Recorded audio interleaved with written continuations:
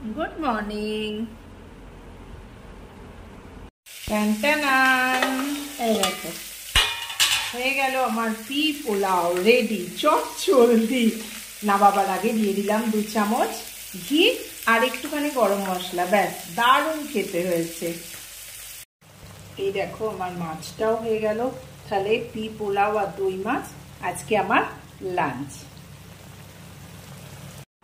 ঘুম না হওয়ার কি জ্বালা কালকে আমি হাতে হাতে টের পেলাম, মানে কি বলবো, রাত 3টে অব্দি কিছুতেই ঘুম আসছে না জানো তো। আর সে ঘুম না এলে কি কষ্ট হয় সেটা তো বুঝতেই পারছো। যে বন্ধুদের ঘুম আসে না তাদের কি কষ্ট হয়।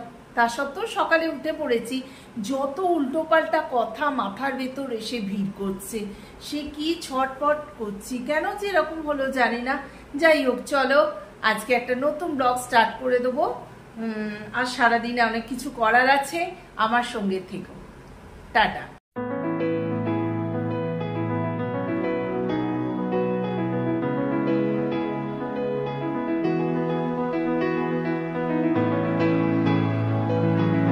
চলো আজকে এইখান থেকে ব্লগটা শুরু করছি। গুড মর্নিং, আমি কাবেরী জীবন কথা থেকে আজকে নতুন একটা ব্লগ নিয়ে তোমাদের সামনে চলে এসেছি।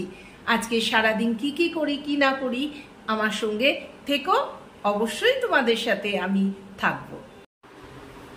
প্রথমে আজকে আমি তোমাদের দেখাবো আমি কি করে আলমারি গোছাচ্ছি। আমার আলমারির অবস্থাটা খুবই খারাপ হয়ে গিয়েছিল, কারণ বাচ্চাদের এক্সাম চলছিল, স্টুডেন্টদের হাতে একটু সময় ছিল না। এখন এক্সাম শেষ, এখন হাতে অনেক সময় পেয়েছি। ভাবলাম যে চলো এবার মানে সময়টাকে কি করে ব্যবহার করে নি তোমাদের সাথে শেয়ার করছি।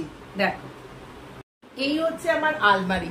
আলমারি থেকে আমি সব জামা কাপড়গুলোকে না খাটের ওপর বস্তা করেছি। এই দেখো 2-4টে গুছিয়ে রেখেছি, এখনো গোছানো হয়নি। এই থাকে আমার, থাকে বিছানার চাদর, এখানে আমার ম্যাক্সি, তারপর দেখো এখানে কিছু জামা কাপড়। তো চলো ফটাফট আমি গুছিয়ে নিই আমার এই আলমারিটা। বন্ধুরা, আলমারি গোছানো কমপ্লিট। তোমাদের আরেকটু ভালো করে দেখিয়ে দিই। এই দেখো মোটামুটি করে গুছিয়ে ফেললাম আমার আলমারি। এবার রান্নায় যেতে হবে গো। আজকে কি রান্না করব তোমাদের সাথে শেয়ার করছি রান্নাঘরে। চলো তো, ডান। আজকের দিনটা খুব শুভ বলে ব্লগটা, রান্নাঘরের যে ব্লগটা স্টার্ট করছি সেটা আজকে সিমুইয়ের পায়েস দিয়ে। সিমুইটা ঘি দিয়ে ভেজে নিয়েছি, সঙ্গে কাজু আর কিশমিশ দিয়েছি, আর সামান্য একটু দুধ ছিল, তা ভাবলাম রাত্রের জন্য একটু সিমুই করে ফেলি। এই দেখো দুধ ইন্ডাকশানে হচ্ছে।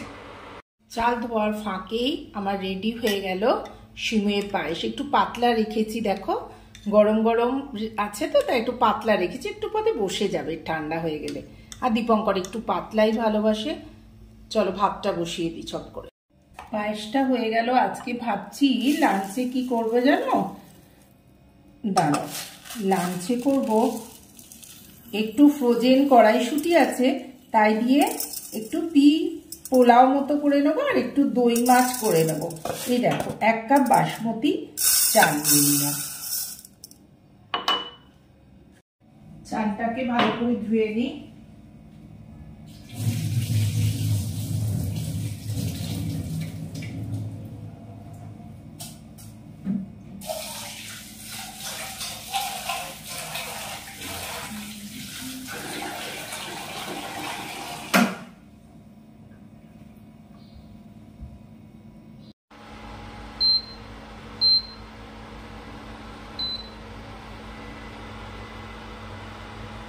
ভাত ফুটছে, আমি এর সাথে যোগ করে দিচ্ছি এই দেখো একটা চরকা ফুল। এর স্মেলটা ভীষণ সুন্দর আসে, সেই জন্য আমি এর সাথে অ্যাড করে দিলাম একটা চরকা ফুল। দেখি ভাতটা হয়ে গেছে কিনা।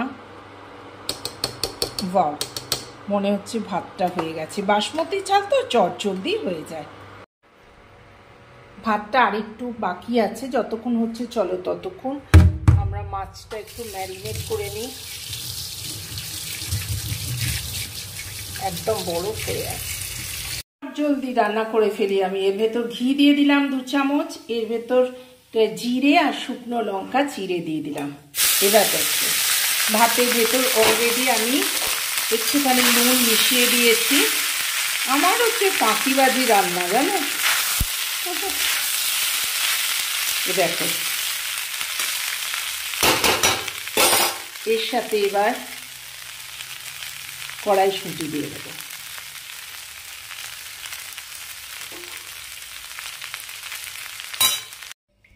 মাছগুলোকে ভালো করে দেখো, আমি হাত দিয়ে, হাত তো ব্যবহার করতেই হবে, ভালো করে এটা মাখিয়ে নিলাম। এবার চলো। তো বন্ধুরা, আমার সব কিছু শেষ হয়ে গেছে। এবার আমি আমার খাবার নিয়ে বসেছি, তোমাদের সাথে শেয়ার করছি আমার লাঞ্চটা। এই দেখো।